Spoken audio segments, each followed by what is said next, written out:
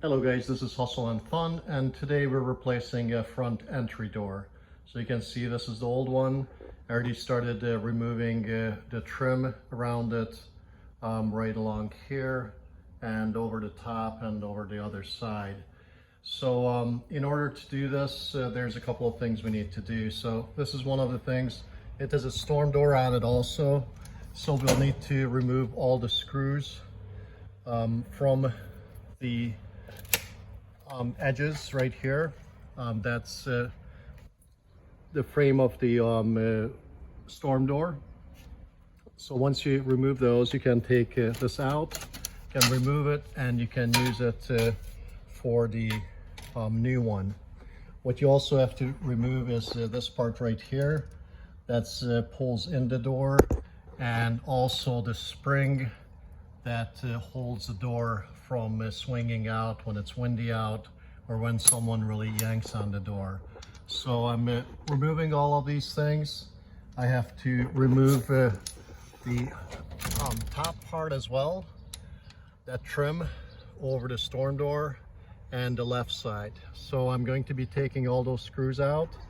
Then I will be able to take the door off also. Be careful once you remove the screws from here, the door will come out also. So do the top trim first, and then remove some of the screws on the left hand side, but don't remove it all at once. Have someone else hold the door for you while you're removing the last screws, so it doesn't fall on you and break, and then you'll have to buy a new one. So let me get those out and then continue. So I have taken the screws out from the top, but I think I will be removing that last. I've taken out most of the screws here. I have about 2 or 3 of them holding it in place, but there are a few more screws on the inside. Also, as you can see right here, I'm going to be removing these as well, and then I'm going to be having someone give me a hand to hold the door while I'm doing that so it doesn't fall out. So let me get that done and then go from there. So what happened when I took all the screws out, it was still held in place because it's been sitting here probably for a decade or two. And what I had to do is I had to actually pry this with a little pry bar to get behind it, to get it out.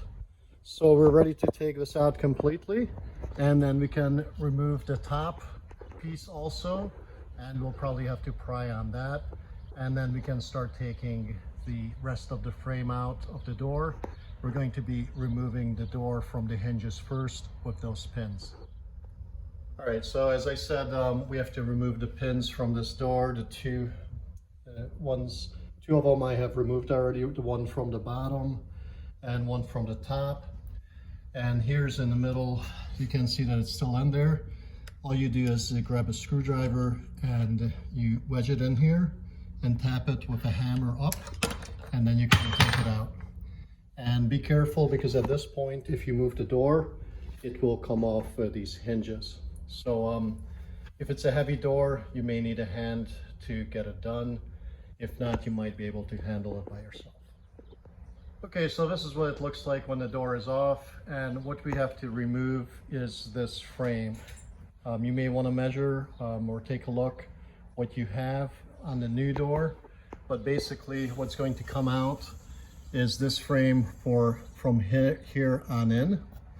So all the hinges and everything is going to come off. You don't have to take them off. You would be cutting here because there would be either screws or nails that are holding it in place, or you might be able to pry it out and then have a clean surface for the new door and door frame to go in.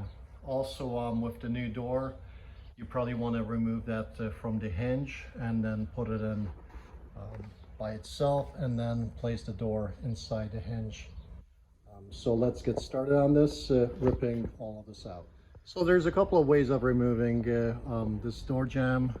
One of the things I would do myself and will do myself is this outer part I will separate from the jamb and see what's behind it. I will get a clearer picture, and I can actually see from the inside out, and I can pry on that.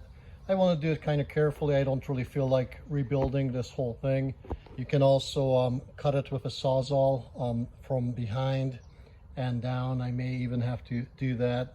But first of all, I'm going to remove this. I had to remove some of the trim that was on here. I don't know if you remember, it was kind of a brown. It was a metal trim. And on the other side, I actually had to remove the numbers that were on here and also the doorbell. So I'm going to remove this outer layer of the jamb and show you how that looks after. So after prying on this, it came out fairly easily. You can see all the nails that are still left in there. There's a number of them. Some of them I already pulled as I was going along. But that's done. Now I'm going to do the other side. I got the bottom started already. So you just put a pry bar in there, or you can start it with a chisel, and then you just start prying away at it, and either the long way or the short way, and you just pull on it as you go up along, and it will come out. So let me show you how that goes out, and a few more pulls, and that's, for the most part, is out of there, as you can see. So this is all done, and I'm going to be concentrating on the top now. So as you can see, the outside trim of the jamb is already taken out all the way. So I put this door here. It would be a good idea to put it here to see how it matches up with that, and what else needs to be removed from the door or the door jamb and maybe threshold in order to get this in. You may want to measure twice before you take everything out. So I measured the new door. So it is about 83 inches high, the rough opening that it needs to go into. So that would mean it will be sitting on top of the threshold and going all the way to the top. And it can go all the way from this edge where the old frame is, all the way to the other edge. So we should be good to go on this. Okay, so I pried on the right hand side, and the top and the right side came out. Now the left side seems to be coming out pretty well also. I already pried on it, and should be able to take it out, and also from the threshold.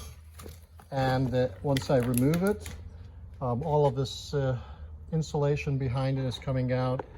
We'll either use foam or insulation to put back behind the gap. Okay guys, so the door is temporarily in. I just want to kind of fit it to see what it looks like. You know, measuring is one thing, actually seeing it in place is another thing. So I have it here for just a few seconds, and I'm going to be taking the door itself off and working with the frame. So you can see that I took the door off from the frame, from the hinges, and I just want to make sure this threshold is in level. So as you can see, it is.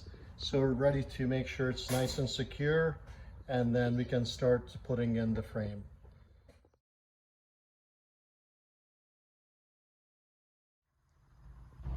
Alright guys, so you can see that the frame of the door is temporarily in. It's only held by a screw or maybe two screws. What I have done is I picked a side that's nice and perpendicular and nice and even, or pretty even, and I screwed the jamb to that side. It still needed a little bit of shimming on the bottom, as I will show it from the inside, but it's still pretty nice and straight. There's a couple of things that you may have to do. For example, on here I had to cut this back a little bit, so on the other side it would be closer to the drywall. So I wanted to do that so I can get the door jamb a little bit further in. Otherwise it would have been sticking out about 1/2 inch, 3/4 inch. So down here you see that I had to put a shim in to make it look straight. So I want to show you this. Let's see. So it's nice and perpendicular this way, and also this way. So it looks pretty good. What we need to do is make sure that it's nice and square also. We have to get this side in, and we have to screw this in place as well. We have to cut this side, this board also, so we can get it into the groove it needs to go to, so it looks a lot better on the inside as far as matching up with the drywall. So as you can see, the door frame is in. It is done correctly. You can see that it's level this way, or perpendicular, and it's also the way it's supposed to be this way. The only problem is that with old houses, and even with some new ones, it doesn't mean that everything's going to line up. So as we go down, you can see that the drywall's sticking out a little bit. So you can do one of two things. You can shave it off a little bit, or you can put the trim on it and kind of caulk it out, or you can put some kind of trim piece in. But for right now, I just want to show you how everything was done. So I pushed the door frame to this side right here, and I screwed it a couple of places. There's one at the bottom, and I will be putting another screw here. So the sill is nice and even all along here, and this side right here, I had to put in some blocks behind it, right where the hinge is. There was one screw left out of the hinge, just so you can screw through that. They gave you screws, additional ones that would match these, and I screwed through those and into these blocks. So you have to make sure that the blocks are the right thickness, because if you take a look at it, we're in level here as well, and also this way as well. So toward the bottom, the block that I put in was not enough, so I actually had to put in one of the shims. So the shim looks like this. It's thicker on one side and thinner on the other side. So you can put two on top of each other, and you would be putting one going this way and one going the opposite way. If you cannot put blocks in, that will be the correct thickness. So that will keep the door jamb from going in when you put the screws in it. So everything is looking good. The ultimate test is putting the door on and see what it looks like when it is in place. All right guys, so the door is in and it's looking good. It seems like it's in there as it should be. You can see the fit as I get closer here, and if the lock was in there, I'll pull it closed, and it's even all around, so it's looking nice. The only thing I need to do is I have to put the doorbell back, but first I'm going to put a trim piece here, all along there, up along there, and here also. So I used to have a lot wider board. It was a different style door, so I have to cut that down to this piece, caulk it, and from the inside I still have to put the foam in. You guys probably would know how to do that.